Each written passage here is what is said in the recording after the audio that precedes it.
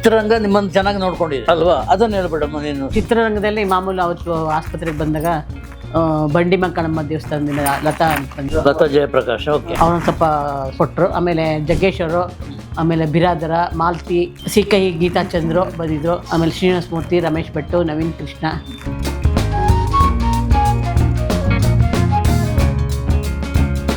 ನಿನಗೆ ಅನ್ಸಲ್ವಾ ಯಾವಾಗಲೂ ಬ್ಯುಸಿಯಾಗಿದ್ದೆ, ಒಂದು ವಾರಕ್ಕೆ ಒಂದು 4 ದಿವಸ ಒಂದು ಫಂಕ್ಷನ್ಗೆ ಹೋಗೋದು? ಎಲ್ಲಿ ಔಟ್ಸೈಡ್ ಹೋದಾಗ ಯಾವಾಗಲೂ ಫಂಕ್ಷನ್ ಕರ್ಕೊಂಡು ಹೋಗ್ತಾರೆ. ನನಗೆ ಅವ್ರ ಜೊತೆ ನನ್ನೂ ಕರ್ಕೊಂಡು ಹೋಗಿ ಶುರು ಮಾಡೋದು. ಮೊದಲೆಲ್ಲ ಅಲ್ಲಿ ಕಾಲೇಜ್ ಹೋಗ್ತಿದ್ದೆ, ಹೋಗೋಕ್ಕಾಗ್ತಿಲ್ಲ. ಈಗ ಹೊಸ್ದಾಗೆಲ್ಲ ಹೊಸದುರ್ಗ, ಅದು ಇದು ಗಣೇಶ ಫಂಕ್ಷನು, ಅದು ಇದು ಅಂತ ಎಲ್ಲ ಫಂಕ್ಷನ್ ಕರ್ಕೊಂಡು ಹೋಗ್ತೀವಿ. ನೀವೆಲ್ಲ ಚೆನ್ನಾಗಿ ಓದಬೇಕು. ನಮ್ಮ ನಾಡಿನ ಭವಿಷ್ಯದ governor, chief minister, prime minister. ಮುಂದೇನು ಅಂತ ಪ್ರಶ್ನೆ ನಿಮ್ಮನ್ನು ಕಾಡಿಲ್ಲ? ನಾನು ಯೋಚನೆ ಇವತ್ತಿಗೂ ಮಾಡಿದ್ದೆ. ಯಾಕೆ? ಇದಾರೆ ಎಲ್ಲರೂ ಮುಂದೆ ಇವತ್ತು ಬದುಕುವಾಗ ಎಲ್ಲರೂ ಮುಂದೆ ಅಪ್ಪ ಯಾವಾಗಲೂ ಹೇಳ್ತಿದ್ರು, ನಾನೇ ಪಟ್ಟು ಹೋಗ್ಬೇಕು ಅಂತ ಹೇಳ್ತಾ ಇದ್ರು. ಯಾಕೆ ಹಂಗೆ ಮಾತಾಡ್ತೀನಿ ನೀವು? ಇಲ್ಲ, ನಾನು ಪಟ್ಟು ಹೋಗ್ಬೇಕಪ್ಪ.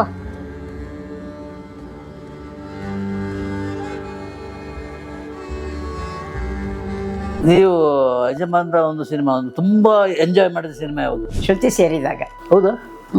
ಹಾಡು ಹಾಡ್ತಾರಲ್ಲ ರಾಜ್ಕುಮಾರ್, ಗೊಂಬೆಯಾಟವು ಸಂಗೀತವೋ ಸಾಹಿತ್ಯವೋ ಸಮಯ ನೋಡಿ ಕೊಡು.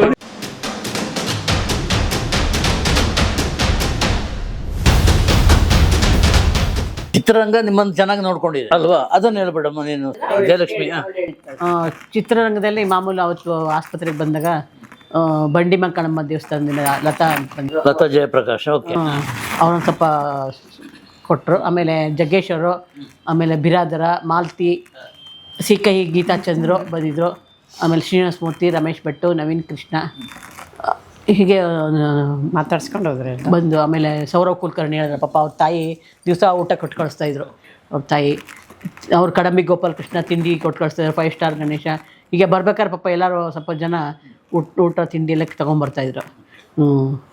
ಸ್ವಲ್ಪ ಜನ ಅದು ಹೇಳಿದಲ್ಲ ಎಲ್ಲರ ಹೆಸರು, ಅವರೆಲ್ಲ ಸಹಾಯಧನ ಅಂದ್ಬಿಟ್ಟು ಪಾಪ ನೀವು ಪಾಪ ನೋಡ್ಕೊಳ್ಳಿ, ಅವ್ರ ಕೈಲಾದಷ್ಟು ಕೊಟ್ಟರು ಅಮೌಂಟ್. ಅಷ್ಟು ಇಷ್ಟ ಅಂತಲ್ಲ, ಅಷ್ಟ ನಿಮ್ಗೆ ಇಷ್ಟ ಬಂತು. ಚರಣ್ ರಾಜ್ ನಂಗೆ ಫೋನ್ ಮಾಡಿದ್ರು. ನಟ ಚೆನ್ನೈನಲ್ಲಿದ್ದಾರೆ, ತಮಿಳಿನಲ್ಲಿ ಭಾರಿ ಬ್ಯುಸಿ ಆಗಿದ್ದಾರೆ, ತೆಲುಗಿನಲ್ಲಿ ಬ್ಯುಸಿ ಆಗಿದ್ದಾರೆ. ಕೇಳಿದ್ರ ವಿಚಾರ ಅವ್ರಿಗೆ ಮಾತಾಡಿದ್ರು. ನೀವು ಫೋನ್ ಮಾಡಿದ್ರಂತೆ, ನೀವು ಮಾತಾಡಿದ್ದೀರಾ? ಇಲ್ಲ, ಇಲ್ಲ, ಅಪ್ಪ ಮಾತಾಡಿದ್ರು, ಯಜಮಾನ್ ಮಾತಾಡಿದ್ರು. ಏನೋ ನಂಗೆ ಗೊತ್ತಿಲ್ಲ. ಅವಾಗ ಅವತ್ತು ಫಸ್ಟಲ್ಲಿ ಮಾತಾಡಿದಾಗ ನಾನು ಅಪ್ಪ ಅಮ್ಮ ಇದ್ದಾಗ ಅವ್ರು ಮಾತಾಡಿದ್ರು. ಅವಾಗ ಅಪ್ಪ ಬದುಕಿದಾಗ ಒಂದು 10,000 ಇದರಲ್ಲಿ ಅಕೌಂಟ್ ಹಾಕಿದ್ರ? ಆಮೇಲೆ ಮೊನ್ನೆ ಸಾಯಿ ಕುಮಾರ್ ಪಾಪ ಎಕ್ಸ್ಪೈರ್ಡ್ ಆದಾಗ ಅವರು ಫಾರೆಸ್ಟ್ ಏರಿಯಾದಲ್ಲಿ ಶೂಟಿಂಗ್ ಇದ್ದೀನಿ. ಹಾಗಾಗಿ ನಾನು ಬಂದಮೇಲೆ ಫೋನ್ ಮಾಡಿ, ನಾನು ಬಂದಾಗ ಬೆಂಗಳೂರಿಗೆ ಬರ್ತೀನಮ್ಮ ನಿಮ್ಮ ಮನೆಯಲ್ಲಿಗೆ, ಏನು ಅಂದ್ಕೊಬೇಡಿ ಅಂತ ಫೋನ್ ಮಾಡಿದ್ದು ಅಂತ ಹೇಳಿದ್ರಲ್ಲ. ಓಕೆ. ಈಗ ಈ ಅಪ್ಪನ ಬಗ್ಗೆ, ಉಮೇಶ್ ಅವರ ಬಗ್ಗೆ ಚರಣ್ರಾಜ್ ಅವರು ಮಾತಾಡಿದ ಒಂದು ವಿಡಿಯೋ ಇದೆ, ಅದು ನೋಡೋಣ. ಗಣೇಶ್ ಕಾಸರಗೋಡು ಅವರು ನಮಸ್ಕಾರ. ಹಾಗೆ ಅವ್ರ ಚಾನಲ್ಗೆ ನಾನು ನಿಮ್ಮೆಲ್ಲರ ಚರಣ್ರಾಜ್ ಮಾಡುವ ವಂದನೆಗಳು. ನಮ್ಮ ಉಮೇಶನ ಕಾಮಿಡಿ ಆರ್ಟಿಸ್ಟ್ನ ಕಳ್ಕೊಂಡಿದ್ದೀವಿ. ಆ ದುಃಖ ನಮಗೆ ತುಂಬಾ ಇದೆ. ಬಟ್ ಅದೇನೋ ನಮ್ಮ ಟೈಮು, ನಮ್ಮ ಕನ್ನಡ ಇಂಡಸ್ಟ್ರಿ ಒಬ್ಬರಿಂದ ಒಬ್ಬರು ಹಿರಿಯ ನಟರೆಲ್ಲ ಹೋಗ್ತಾಯಿದ್ದಾರೆ. ಅದರಲ್ಲಿ ಉಮೇಶ್ ಅಣ್ಣ ಅವರು ತುಂಬ ಇಷ್ಟವಾದ ಒಬ್ಬ ಆರ್ಟಿಸ್ಟ್. ಯಾಕಂದರೆ ಅವ್ರ ಕಾಮಿಡಿ, ಅವರು ದ್ವಾರಕೀಶ್ ಅಣ್ಣ ಎಲ್ಲರೂ ಸೇರಿ ಮಾಡೋರು ತುಂಬ ಖುಷಿ ಆಗೋದು ನನಗೆ. ಯಾಕಂದರೆ ನಮ್ಮ ಚಿಕ್ಕ ವಯಸ್ಸಲ್ಲಿ ನೋಡಿರೋ ಅಂಥ ಕಲಾವಿದರು ಅವರು. ಆಮೇಲೆ ಗಣೇಶ್ ಕಾಸರಗೋಡು ಅವರು ನನಗೆ ಅವ್ರ ಬಗ್ಗೆ ಕೊನೆಗಳಿಗೆಲ್ಲಿ ಹೇಳಿದ್ರು, ಯಾವುದೋ ಮಾತಾಡುವಾಗ ಹೇಳಿದ್ರು ಈ ಥರ ಅಂತ. ಸೊ ನಮಗೆ ನಮ್ಮ ಕೈಲಾದ ಸಹಾಯ ಮಾಡ್ಬೋದಾಗಿತ್ತು, ಆದರೆ ಏನೂ ಅದು ಸರಿಯಾಗಿ ಮಾಡೋಕ್ಕಾಗಲಿಲ್ಲ. ಬಟ್ ಆದರೂ ಅವ್ರ ಹತ್ರ ಮಾತಾಡಿದೆ, ನಂಬರ್ ತೊಗೊಂಡು ನಾನು ಗಣೇಶನ ಹತ್ರ ನಂಬರ್ ತೊಗೊಂಡು ಅವ್ರಿಗೆ ಫೋನ್ ಮಾಡಿದೆ, ಮಾತಾಡಿದೆ. ತುಂಬ ಸಂತೋಷಪಟ್ಟರು. ಚರಣ್ರಾಜ್ ತುಂಬ ಸಂತೋಷ ಅಂತ. ನಾನು ಅವಾಗ ನನ್ನ ಕೈಲಿ ಅದೊಂದು ಅಳಿಲು ಸೇವೆ ಮಾಡಿದೆ ಅವ್ರಿಗೆ. ಆದರೆ ಅವರು ಎಷ್ಟೊಂದು ಸ್ವಾಭಿಮಾನ ಅಂದರೆ, ಇಲ್ಲ ನಾನು ಚೆನ್ನಾಗಿದ್ದೀನಿ, ನಾನು ಇವಾಗಲೂ ಕೆಲಸ ಮಾಡ್ತಾಯಿದ್ದೀನಿ, ನಾನು ಸೀರಿಯಲ್ ಮಾಡ್ತಾಯಿದ್ದೀನಿ, ಅದು ಮಾಡ್ತಾಯಿದ್ದೀನಿ, ಇದು ಮಾಡ್ತಾಯಿದ್ದೀನಿ ಅಂತ ಅವರ ಆ ಒಂದು ಅವ್ರಿಗೆ ಅಷ್ಟೊಂದು ಆರೋಗ್ಯ ಪ್ರಾಬ್ಲಮ್ ಇದ್ದರೂ ಕೂಡ ಅಷ್ಟೊಂದು ಅವರು ನಗನಗತ ಅಂದರೆ ಫ್ರೆಶ್ ಆಗಿ ಹೆಂಗಿರ್ತೇವೆ ನಾವೆಲ್ಲ ಅದೇ ಥರ ಮಾತಾಡಿದ್ರು. ಅವರು ಆ ಮಾತಲ್ಲಿ ಎಲ್ಲೂ ಕೂಡ ನಾನು ಒಬ್ಬ ಪೇಷಂಟು ನನಗೆ ಮೈ ಹುಷಾರಿಲ್ಲ ಅಂತ ತೋರಿಸ್ಕೊಳ್ಳಿಲ್ಲ. ಅದೇ ಕಲಾವಿದರು. ನನಗನ್ಸುತ್ತೆ ಉಮೇಶ್ ಅಣ್ಣ ಅವರು ನನ್ನ ಹತ್ರ ಆ್ಯಕ್ಟಿಂಗ್ ಮಾಡಿದ್ರೇನೋ ಗೊತ್ತಿಲ್ಲ. ಹಾಸ್ಪಿಟ್ಲಿದ್ದರು ಅವಾಗ. ಅಲ್ಲಿ ಹಾಸ್ಪಿಟ್ಲ್ ಇರಬೇಕಾದ್ರೆ ಅವರು ನನಗೋಸ್ಕರ ನಾನು ಎಲ್ಲಿ ಫೀಲ್ ಮಾಡ್ಕೊಳ್ತೀನಿ ಅಂತ ಕಲಾವಿದನಾಗಿ ನನ್ನ ಹತ್ರ ಮಾತಾಡಿದ್ರು. ಅವರು ಅಂದರೆ ಆ್ಯಕ್ಟರಾಗಿ ಮಾತಾಡಿದ್ರು. ಆದರೆ ಅವ್ರ ಮನಸ್ಸು ನನಗೆ ಗೊತ್ತಿದೆ. ತುಂಬಾ ಅವರು ಕಷ್ಟಪಟ್ಟು ಪಾಪ ಅವ್ರ ಫ್ಯಾಮ್ಲಿ ಇವತ್ತು ಅವರಿಲ್ಲದೆ ತುಂಬಾ ದುಃಖನ ಅನುಭವಿಸ್ತಾ ಇದ್ದಾರೆ. ಏನು ಮಾಡೋಕ್ಕಾಗಲ್ಲ, ಎಲ್ಲ ದೇವ್ರ ಕೈಲಿದೆ. ನಾವು ಇರೋವರೆಗೂ ನಮ್ಮದು, ಹೋದ್ಮೇಲೆ ದೇವ್ರದ್ದು ಅಷ್ಟೇ. ಅವ್ರ ಆತ್ಮಕ್ಕೆ ಶಾಂತಿ ಸಿಗಲಿ. ಗಣೇಶನ ಅವ್ರ ಫ್ಯಾಮ್ಲಿ ತುಂಬಾ ಕೇಳಿದೆ ಅಂಥೇಳಿ ಎನಿಥಿಂಗ್ ಏನಾದರೂ ಬೇಕಾದ್ರೆ ನನಗೆ ಫೋನ್ ಮಾಡೋಕ್ಕೆ ಹೇಳಿ. ದಯವಿಟ್ಟು ಅದಕ್ಕೆ ಅವ್ರಿಗೆ, ಅವ್ರ ಮಗಳಿಗೆ ನನ್ನ ಕೈಲಾದ ನನ್ನ ಸಹಾಯನ ಮಾಡೋಣ. ನಾವೆಲ್ಲ ನಮ್ಮ ಹಳೆಯ ಕಲಾವಿದರೆಲ್ಲ ಹಳಬ್ರು ಹೊಸಬ್ರು ಅಂತಲ್ಲ, ನಾವೆಲ್ಲರೂ ಕಾಪಾಡಬೇಕು. ಯಾಕೆಂದರೆ ಅದು ನಮ್ಮ ಧರ್ಮ. ಹಂಗೆ ಅದಕ್ಕೆ ಗಣೇಶನ ನೋಡಿ ನೀವೇನೋ ಅವ್ರ ಮನೆ ಹೋಗ್ತಾಯಿದ್ದಾರೆ ಅಂತೆ, ಹೋಗಿ ವಿಚಾರಿಸಿ ಮಾತಾಡಿ ನನಗೆ ಫೋನ್ ಮಾಡಿ. ನಾನು ಈ ವಿಡಿಯೋ ಮುಖಾಂತರ ನಿಮಗೆ ಅದಕ್ಕೆ ಅವರ ನಾನು ನಿಮಗೆ ನಿಮ್ಮ ಒಂದು ದುಃಖನ ದೂರ ಮಾಡೋಕ್ಕೆ ಪ್ರಯತ್ನ ಮಾಡ್ತಾಯಿದ್ದೀನಿ. ತಾವು ದಯವಿಟ್ಟು ಅವ್ರ ಮಗಳು ನೀವು ಎಲ್ಲ ದುಃಖನ ಸಹಿಸ್ಕೊಂಡು ಮುಂದಿನ ದಾರಿ ನೋಡಿ ಚೆನ್ನಾಗಿರಿ. ನಾನು ಬೆಂಗಳೂರು ಬಂದಾಗ ಮನೆಗೆ ಬರ್ತೀನಿ. ತುಂಬ ಸಂತೋಷ. ಮತ್ತು ಉಮೇಶನ ಹುಟ್ಟು ಬರಬೇಕು.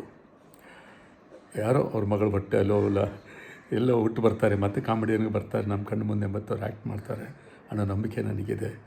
ಒಳ್ಳೊಳ್ಳೆ ಕಲಾವಿದರೆಲ್ಲ ಮತ್ತೆ ಹುಟ್ಟು ಬರ್ತಾರೆ ಹಾಗೆ. ಸೊ ಗಣೇಶನ ತುಂಬ ಥ್ಯಾಂಕ್ಸು. ನಮಸ್ಕಾರ. ಈಗ ಮಾತಾಡಿ ಕಳಿಸಿದ್ದಾರೆ. ಕಳಿಸಿದ್ದಾರೆ. ಸೊ ನೆಕ್ಸ್ಟ್ ಏನಾದರೂ ಹೇಳಲಿಕ್ಕಿದೆಯಾ ನಿಮಗೆ? ನೀನು ಮಾತಾಡಿ. ಇಲ್ಲಿ ಉಳ್ಕೊಂಡಿರೋದು ಏನಿಲ್ಲ, ನಮ್ದು ಇಷ್ಟ ನಡೆದಿದ್ದಿಷ್ಟೇ. ನಾನು ಹೇಳಿದ್ದು ಇಷ್ಟ. ಮಿಡ್ಲ್ ಫ್ಯಾಮಿಲಿ, ದೊಡ್ಡ ಫ್ಯಾಮಿಲಿ. ನೋವಿರುತ್ತೆ, ಎಲ್ಲ ನೋವಿದ್ದೇ ಇರುತ್ತೆ. ಮನಸ್ಸಲ್ಲಿ ಯಜಮಾನ ಹೋಗಿರೋದಲ್ವ ಅದು ಏನೋ ಸಣ್ಣ ಅದ್ರ 80 ವರ್ಷದವರೆಗೆ ಒಟ್ಟಿಗಿದ್ದೀವಿ. ಹೌದು ಹೌದು. ಮತ್ತೆ ಅದು ಮರೆಯೋಕ್ಕೆ ಆಗಲ್ಲ. ನಾವು ಜೊತೆಗೆ ಪಾಠ 55 ವರ್ಷ ಒಟ್ಟಿಗೆ ಇದ್ರು ಅಪ್ಪ ಅಮ್ಮ. ಮದುವೆಯಾಗಿ 55 ವರ್ಷ ಇದ್ರು. ಅದಕ್ಕೆ ಅವ್ರು ಹೇಳೋದಿಲ್ಲ, ಮನೆಯಲ್ಲೇ ಇದ್ದೀನಿ ನಾನು, ಎಲ್ಲೂ ಹೋಗಿಲ್ಲ. ನೀ ಹಾಗೆ ಅಂದ್ಕೊ, ಶೂಟಿಂಗ್ ಹೋಗಿದ್ದಾರೆ ಲಾಸ್ಟಿಗೆ. ನಿನಗೆ ಅನ್ಸಲ್ವಾ ಯಾವಾಗಲೂ ಬ್ಯುಸಿಯಾಗಿರ್ತೀವಿ? ವಾರಕ್ಕೆ ಒಂದು 4 ದಿವಸ ಒಂದು ಫಂಕ್ಷನ್ಗೆ ಹೋಗೋದು, ತಿಂಗಳಿಗೆ ಒಂದು 5 ಸಲ ಓಡಾಡೋದು. ಇಲ್ಲಿ ನನ್ನ ಅಪ್ಪನ ಜೊತೆ ಹೋಗ್ತಾ ಇದ್ದೀನಿ ಒಂದು ಹೆಮ್ಮೆ. ಎಲ್ರು ಗೌರವ ಕೊಡೋದು, ಕಾಲಿಗೆ ಮುಟ್ಟೋದು, ನಮಸ್ಕಾರ ಮಾಡೋದು, ಖುಷಿ ಆಗೋದು. ನನಗೂ ಸನ್ಮಾನ ಮಾಡಕ್ ಶುರು ಮಾಡಿದ್ದು ಅಲ್ವಾ? ಮತ್ತೆ ಅದನ್ನೆಲ್ಲ ಹೇಳು. ಎಲ್ಲಿ ಔಟ್ಸೈಡ್ ಹೋದಾಗ ಯಾವಾಗಲೂ ಫಂಕ್ಷನ್ ಕರ್ಕೊಂಡು ಹೋಗ್ತಾರೆ. ಅವ್ರ ಜೊತೆ ನನ್ನೂ ಕರ್ಕೊಂಡು ಹೋಗಕ್ಕೆ ಶುರು ಮಾಡೋರು. ಮೊದಲೆಲ್ಲ ಅಲ್ಲಿ ಕಾಲೇಜ್ ಹೋಗ್ತಿದ್ದೆ, ಹೋಗೋಕ್ಕಾಗ್ತಿಲ್ಲ.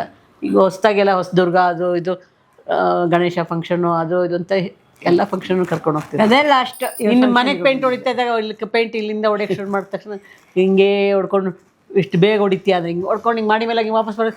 ಗೇಟಿಗೆ ಬೇಕಬಿಡೆ ಪೇಂಟ್ ಹೊಡ್ಕೊಂಡು ಹಂಗೇ ಹೊಟ್ಟೋಗ್ಬಿಡ್ತಾಳೆ. ಆಮೇಲೆ ಅಕ್ಕಪಕ್ಕ ಮನೆಗೆ ಹೊಟ್ಟೋಗ್ಬಿಡ್ತಾಳೆ. ನಮ್ಮ ಡ್ಯಾಡಿ ಜೋಕ್ ಮಾಡೋರು, ಗೇಟ್ ಬಿಗಾಕೆ ಅಪ್ಪ ತಮಾಷೆ ಮಾಡಿ.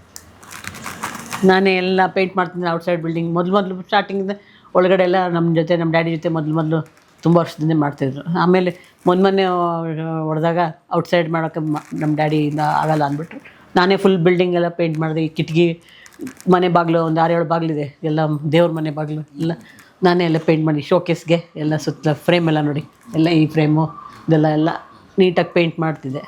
ನಮ್ಮ ಅಪ್ಪಂಗೆ ಇಷ್ಟ.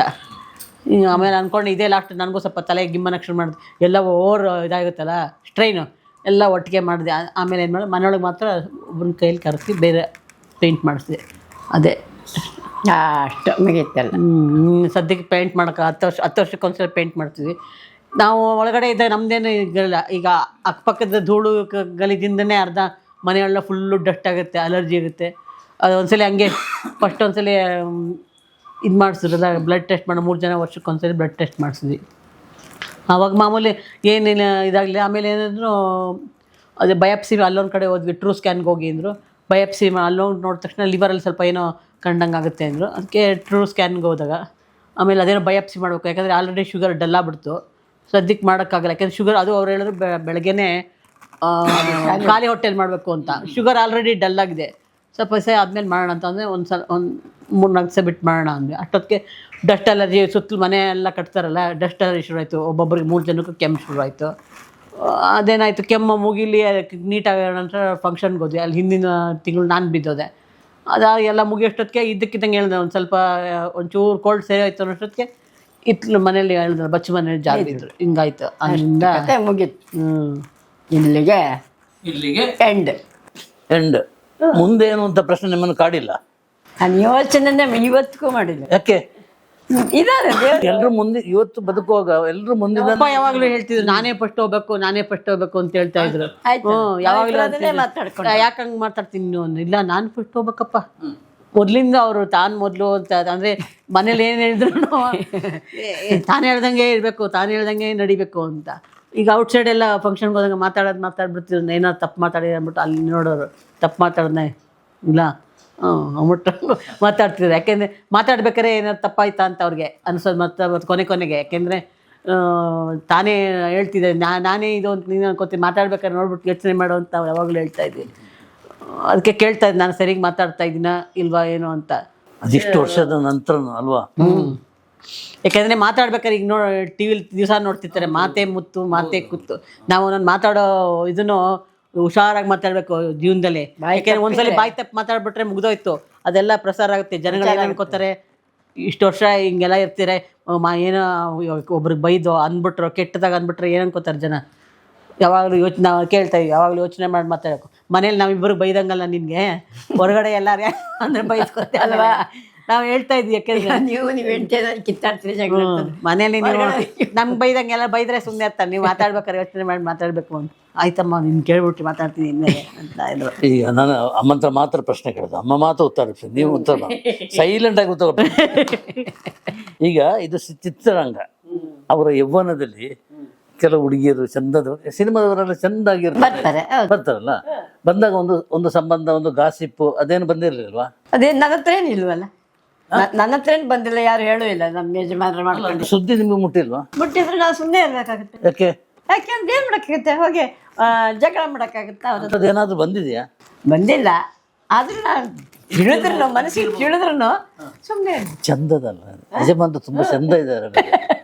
ಅಲ್ಲ, ಯಾರಾದ್ರು ಹುಡುಗಿಯರು ಯಾರೂ ಇಲ್ಲ ನನಗೆ ತಿಳಿದಂಗಿಲ್ಲ. ಅದು ನೀವು ಮನಸ್ಸೊಳಗಿದ್ರೆ ನಿಮ್ಗೆ ನನಗೇನು ಗೊತ್ತು ಅಲ್ಲ. ಆಮೇಲೆ ಅವ್ರ ಯಜಮಾನ್ರ ಮನಸ್ಸಲ್ಲಿ ಇರೋದು ಹೇಗೆ ಗೊತ್ತು ಅಂತ ಹೇಳಿ ಯಾವತ್ತೂ ಹೇಳಿಲ್ಲ. ಈ ಗಣೇಶ್ ಅವರೇ, ಯಾರನ್ನ ಮದುವೆ ಮಾಡ್ಕೊಂಡಿದ್ರೆ ಮಕ್ಕಳಾಗಿರ್ತಿದ್ದ. ಈಗಿರೋ ನಾನು ಒಬ್ಬನೇ ಹೆಂಡತಿ ಒಬ್ಬಳೇ ಮಗಳು ಅಂದಂಗೆ ಇಬ್ಬರೇ ಇರೋದು. ಈಗ ಎಲ್ರಿಗೂ ಗೊತ್ತಿರಂಗ ಒಬ್ಬಳೇ ಹೆಂಡತಿ ಒಬ್ಬಳೇ ಮಗಳು.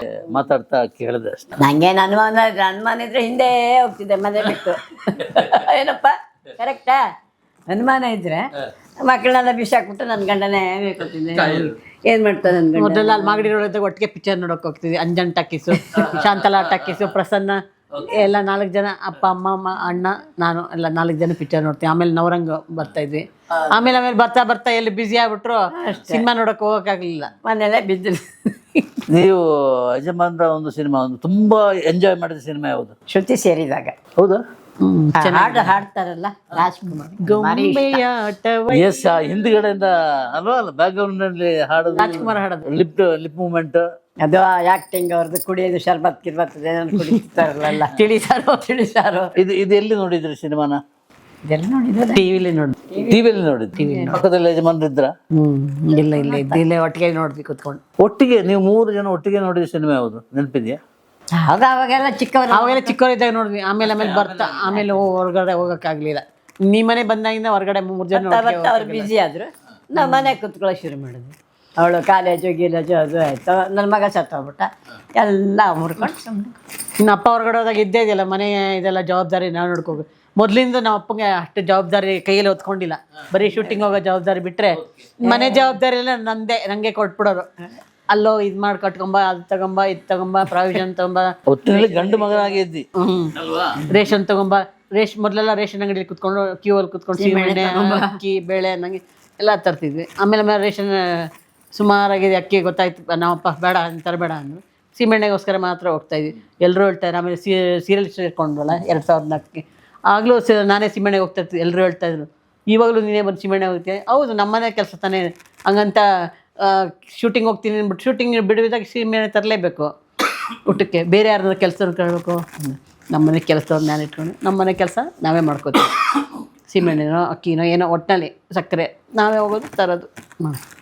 ಅವ್ರು ಇಲ್ವಲ್ಲ ಮನೇಲಿ, ಶೂಟಿಂಗ್ ಹೋಗ್ತಾರೆ, ಕೆಲಸ ಇದೆ, ಇನ್ಯಾರು ಮಾಡ್ತಾರೆ? ಈಗಲೂ ಹಾಗೆ ಅಂತ ತಿಳ್ಕೊಳ್ಳೋದು. ಅದೇ ಹೇಳಿದ್ನ ಗೊತ್ತಿಲ್ಲ, ಅದನ್ನೇ ಹೇಳಿದ್ನಲ್ಲ, ಮನೇಲೇ ಇದ್ದಾರೆ. ಈ ಟಿವಿಯಲ್ಲಿ ಸಿನಿಮಾ ಬರ್ತಾರಲ್ಲ, ನೋಡ್ತೀರಾ? ಟಿ.ವಿ. ಯಾವ ಸಿನಿಮಾ ನೋಡಿದ್ರೆ ಅಪ್ಪಂದು? ಯಾವ್ದಾರ ಅಪ್ಪನ ಎಲ್ಲ ಸಿನಿಮಾ ನೋಡಿದಾಗ ಏನು ಅನಿಸ್ತದೆ? ಟಿವಿಯಲ್ಲಿ ನೋಡಿದ್ರೆ ಜೀವಂತವಾಗಿ ಬಂದ ಹಾಗೆ ಆ ಕ್ಯಾರೆಕ್ಟರ್ ಅಲ್ವಾ? ಅದೇ ಹೇಳಿದ್ನಲ್ಲ, ಕೊನೆಯಾಗಿ ಹೇಳಿದ್ ಮತ್ತೆ ನಿಮ್ಗೆ ಹೇಳಿದ್ನಲ್ಲ. ಹಾಂ, ಇದೇ ಹೇಳಿದ್ನಲ್ಲ, ಬಂದು ನಿಂತಂಗಾಯ್ತು. ನಾವು ಮೊದಲಿಂದ ಹೊರಗಡೆ ಚಿಕ್ಕದ್ರಿಂದ ಅಷ್ಟೇ, ನಮ್ಮ ಮನೇಲಿ ಎಲ್ಲರೂ ಅಷ್ಟೇ ನೋವುಗಳನ್ನ ಯಾರಿಗೂ ಹೇಳ್ಕೊಡೋದೇ ಮನಸ್ಸು ಸಲಹೆ ಇಟ್ಕೊಂಡಿರ್ತೀವಿ. ಆಗ ಅನ್ಕೋತಾರೆ ಜನಗಳು ನಮ್ಗೆ ಆದಷ್ಟು ಸುಖವಾಗಿದ್ದಾರೆ, ಇವರು ಸಂತೋಷವಾಗಿದ್ದಾರೆ, ಆದಷ್ಟು ಏರಿಯಾನೇ ಹೊಟ್ಟೆ ಕಿಚ್ಚಿಬಿಡೋರು ಇಲ್ಲಿ ಜನಗಳು ಆದಷ್ಟು ಇವ್ರಿಗೆ ಅಳಿಸ್ಬೇಕು, ಇವ್ರಿಗೆ ತೊಂದರೆ ಕೊಡಬೇಕು, ಹಿಂಸೆ ಕೊಡಬೇಕು ಅಂತ ಜನಗಳು ನೋಡ್ತಾ ಇರ್ತಾರೆ. ಕೊಟ್ಟ ತಕ್ಷಣ ನಾವು ಮನೆ ಬಿಟ್ಟೋಗೋಕ್ಕಾಗತ್ತಾ? ಇದು ನಮ್ಮ ಸ್ವಂತ ಮನೆ, ನಾವು ಏನು ಮಾಡಿದ್ರು ಬಿಟ್ಟೋಗಲ್ಲ. 33 ವರ್ಷ ಆಯಿತು. ಏನೋ ನಾವೇನೋ ನಾವಪ್ಪ ಏನು ಕೋಟ್ಯಾಧಿಪತಿನೇ, ಬೇಕಾದಷ್ಟು ಮನೆ ಈ ಬಿಟ್ಟು ಅಲ್ಲೋಗು ಇಲ್ಲೋಗು ಅಂತ ಹಂಗಲ್ಲ, ಇಲ್ಲ ಆಗಲ್ಲ. ಯಾರು ಎಷ್ಟೇ ಕಟ್ಟ ಕೊಡಲಿ ತೊಂದರೆ ಕೊಡಲಿ, ನಾವು ಈ ಮನೆ ಬಿಟ್ಟು ಎಲ್ಲೋ ಹೋಗಲ್ಲ. ಇರೋದೊಂದು ಮನೆ ಕೊಟ್ಟಿದ್ದಾರೆ ನಮಗೆ. ನಮಗೋಸ್ಕರ ನಾವು ಕಷ್ಟಪಟ್ಟು ಕಟ್ಕೊಂಡಿರೋದು. ಎಲ್ಲ ಹೇಳ್ದಲ್ಲ, ಪೇಂಟ್ ಮಾಡೋದ್ರಿಂದ ಹಿಡಿದು ಅರೇಂಜ್ಮೆಂಟ್ ಚೆನ್ನಾಗಿ ನೋಡ್ಕೋಬೇಕು, ಮನೇನ ಮಾಡಿದ್ಮೇಲೆ ಚುರುಕಿ ಹಾಕ್ಸ್ಕೊಂಡು. ಒಂದು ಪಿಕ್ಚರ್ ಬಂದ ತಕ್ಷಣ ಅಭಿಷೇಕ್ ಇದಾರಲ್ಲ, ಆ ಪಿಕ್ಚರ್ಲಿ ಪ್ರೊಡ್ಯೂಸರ್, ಆ ಪಿಕ್ಚರ್ ಬಂದಾಗ ಅದು ಸುಮಲತಾ ಅಭಿಷೇಕ್ ಬ್ಯಾಡ್ ಮ್ಯಾನಸ್ ಬಂತಲ್ಲ ಪಿಕ್ಚರ್, ಅದು ದುಡ್ಡಲ್ಲಿ 80,000 ಅದು ಮೇಲ್ಗಡೆ ಎಲ್ಲ ಚುರುಕಿ ಹಾಕ್ಸ್ಕೊಂಡು. ಇನ್ನೊಂದು ಬಂತು, ಆ ಡ್ರೈನೇಜ್ ಪೈಪ್ ಹಾಕ್ಸ್ಕೊಂಡು. ಹಾಗೆ ಒಂದೊಂದು ಪಿಕ್ಚರ್ ಬಂದು ಅದು ಇದು ರಿಪೇರಿ ಮಾಡಿಸ್ಕೊತಾ ಇರ್ತೀವಿ. ಯಾವುದಕ್ಕೋಸ್ಕರ ಮಾಡ್ಕೋತೀವಿ? ನಾವು ಇರಬೇಕು ಅಂತಕ್ಕೋಸ್ಕರ ಎಲ್ಲ ಕ್ಲೀನ್ ಮಾಡಿಸ್ಕೊಂಡು ಇಟ್ಕೊಂಡಿರ್ತೀವಿ. ಬೇಡ ಅಂತ ಏನು ಬಿಸಾಕಿ ಹೋಗಿ ಎಲ್ಲ ಹೋಗೋಣ ಅಲ್ವಾ? 900 ಸಿನಿಮಾ ಆ್ಯಕ್ಟ್ ಮಾಡಿದ್ದಾರೆ ಮಾಡಿದಲ್ಲಿ. ಅದರಲ್ಲಿ ಇತ್ತೀಚೆಗೆ ವರ್ಷಗಳಲ್ಲಿ ಮ್ಯಾಕ್ಸಿಮಮ್ ಅಂದರೆ ಎಷ್ಟು ಸಂಭಾವನೆ ಬಂದಿದೆ ಅಪ್ಪನಿಗೆ? 20,000 ಕಮಲಾ ಶ್ರೀದೇವಿ, ಅದಕ್ಕೆ ಆ ಪಿಕ್ಚರ್ಗೆ Kamala Shri maximum 20,000 per day 20,000 ಅಷ್ಟೇ. ಲಕ್ಷ ಎಲ್ಲ ಹೋಗಿ ಲಕ್ಷಕ್ಕೆ ಹೋಗ್ಲಿಲ್ಲ ಇನ್ನು. ಅವ್ರು ನಮ್ಮಪ್ಪ ಹೇಳ್ತಿದ್ರು ಲಕ್ಷ ಅಂದ್ರೆ ನಂಗೆ ಲಕ್ಷ ಅಂತ. ನಮ್ಮಪ್ಪ ಅದು 20,000. ಆ ಪಿಕ್ಚರ್ ನೋಡಲಿಲ್ಲ, ಅದು ನೋಡಬೇಕು ಅಂತ ಆಸೆ ಇತ್ತು ನಮ್ಮ ಅಪ್ಪನಿಗೆ, ನೋಡಲಿಲ್ಲ ಅದನ್ನು ಡಬ್ಬಿಂಗ್ ಹೋಗಿದ್ದೆ ಅಷ್ಟೇ. ಕಮಲಾ ಶ್ರೀದೇವಿ ಅದನ್ನು ಪಿಕ್ಚರ್ ಮುಗಿಸಿದ್ರು. ಆಮೇಲೆ ರೀಸೆಂಟಾಗಿ ಅದು ರಥಸಪ್ತಮಿ ಸೀರಿಯಲ್ ಒಂದು ಮಾಡಿದ್ರು. ಅದು ಪ್ರೋಮೋ ಶೂಟ್ ಮಾಡಿದ್ರು. ನಾನು ಅದಕ್ಕೆ ಡಬ್ಬಿಂಗ್ ಯಾವಾಗಲೂ ಮುಗಿಸ್ಕೊಟ್ಬಿಡೋರು. ಅವರು ಆಸ್ಪತ್ರೆಗೆ ಅಡ್ಮಿಟ್ ಮಾಡಿಬಿಟ್ರು. ನಾನು ಅದಕ್ಕೆ ಒಂದ್ಸಲ ಫೋನ್ ಮಾಡಿ ಕೇಳಿದೆ, ಮಾತಾಡ್ತಾ ಇದ್ದಾಗಲೇ ಬೇಗ ಇದು ಮಾಡ್ಕೊಂಬಿಡಿ. ಅವ್ರು ಬರಲಿಲ್ಲ. ಆಮೇಲೆ ಇನ್ನೊಂದ್ಸಲಿ ಫೋನ್ ಮಾಡಿ, ಆಲ್ರೆಡಿ ICU ಅಡ್ಮಿಟ್ ಆಗಿದ್ದಾರಪ್ಪ, ನಾನು ಹೇಳಿದೆ ಅವತ್ತೇ ನಿಮಗೆ ಬೇಗ ಡಬ್ಬಿಂಗ್ ಮಾಡ್ಕೊಳ್ಳಿ ಅಂತ. ಮಾಡ್ಕೊಳ್ಳಿಲ್ಲ, ಏನು ಮಾಡೋಕ್ಕಾಗುತ್ತೆ. ಬಂದು ನೋಡಿ ಬರಲಿಲ್ಲ. ಅವರು ಏನು ಮಾಡಿದ್ರು? ಪ್ರೊಮೋ ಶೂಟ್ ಒಂದು ಮಾಡಿದ್ರು, ಅದರಲ್ಲಿ ಡೈಲಾಗ್ಸ್ ಎಲ್ಲ ಇದೆ ಅಂದರು. ಅದೇನಾಯ್ತೋ ಗೊತ್ತಿಲ್ಲ. ರಥಸಪ್ತಮಿ ಸೀರಿಯಲ್. ಒಂದು ನಿಮಿಷ, ಆಮೇಲೆ ತಪ್ಪು ಮಾತಾಡಿದ್ದೀವ ಇಬ್ಬರು. ಆಮೇಲೆ ಒಂದು ಪಿಕ್ಚರ್ ಬೇರೆ ಒಪ್ಕೊಂಡಿದ್ರು. ಅಲ್ಲ, ಕರೆಕ್ಟ್. ಇನ್ನೊಂದು ಪಿಕ್ಚರ್ ಒಪ್ಕೊಂಡಿದ್ರು, ಒಂದು ಇನ್ನೊಂದು ಸೀರಿಯಲ್ ಹೊಸ್ದಾಗಿ ಒಪ್ಕೊಂಡಿದ್ರು. ಅಂದರೆ ಅದು ಇನ್ನೂ ಪೂಜೆ ಮಾಡಿರಲಿಲ್ಲ ಸೀರಿಯಲ್ದು. ಅಲ್ಲಿ ಆಸ್ಪತ್ರೆಯಲ್ಲಿ ಬಿದ್ದು ಇದಾದ ತಕ್ಷಣ ಗೊತ್ತಾಯಿತು ಇನ್ನೂ ಆಗಲ್ಲ ನನ್ನ ಕೈಲಿ ಅಂತ. ಅದಕ್ಕೆ ಫೋನ್ ಮಾಡಿಬಿಟ್ಟೆ ಅವ್ರಿಗೆ, ಪ್ರೊಡ್ಯೂಸರ್ಗಳಿಗೆ ಎಲ್ಲ, ಬೇರೆ ಯಾರನ್ನ ನೋಡ್ಕೊಳಪ್ಪ, ಪಾಪ ನಿಮಗೂ ತೊಂದರೆ ಆಗ್ಬಾರ್ದು ಅಂತ. ಪಿಕ್ಚರು ಮತ್ತು ಒಂದು ಸೀರಿಯಲ್ ಕ್ಯಾನ್ಸಲ್ ಮಾಡಿ, ಮೆಗಾ ಸೀರಿಯಲ್. ಈಗ ನಾನು ಇದನ್ನು ಶೂಟ್ ಮಾಡಿದ್ರಲ್ಲಿ ಲಾಸ್ಟಿಗೆ ನಂಬರ್ ಹಾಕ್ತೇನೆ ನಿಂದು, ನೀನು ನನಗೆ ಕೊಟ್ಟಿದೆಯಲ್ಲ, ಹಾಕ್ತೇನೆ. ಯಾರಾದರೂ ಫೋನ್ ಮಾಡ್ಬೋದು, ಅಂದರೆ ಒಂದು ಪ್ರೀತಿಯಿಂದ ಮಾತಾಡ್ಬೋದು, ಅಥವಾ ಏನಾದರೂ ಸಹಾಯ ಮಾಡಬೇಕು ಅಂತ ಅವ್ರಿಗೆ ಅನಿಸಿದರೆ, ಅವರಿಗೆ ಒಂದು ಗೊತ್ತಾಗಬೇಕಲ್ಲ ಇವರು ಹೇಗಿದ್ದಾರೆ ಅಂತೇಳಿ.